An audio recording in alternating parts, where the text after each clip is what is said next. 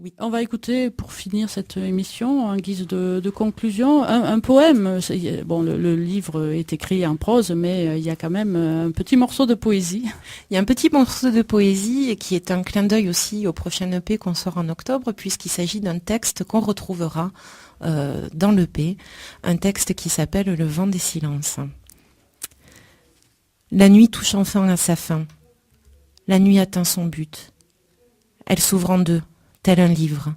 Elle ouvre ses portes, laisse entrer le jour. Le jour il naît, il renaît, inlassablement, inlassablement. Lui aussi il s'ouvre, en deux il s'ouvre tel un livre.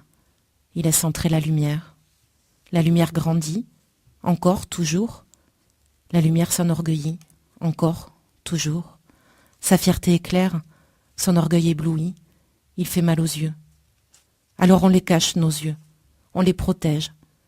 Puis le soleil s'en va à nouveau. Lui aussi, il finit par se cacher, par tourner, pour rendre visite à d'autres, pour les illuminer à leur tour.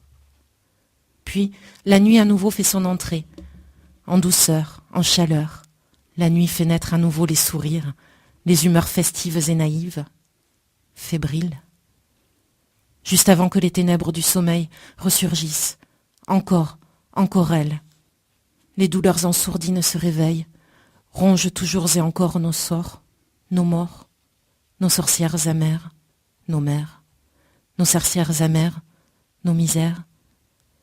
Les mères s'ensorcellent, s'espèrent, s'exaspèrent puis attendent, entendent et attendent enfin que la nuit arrive à ses fins.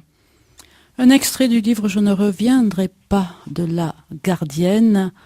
On vous retrouvera, je pense, pour la sortie de votre deuxième album. Avec grand plaisir.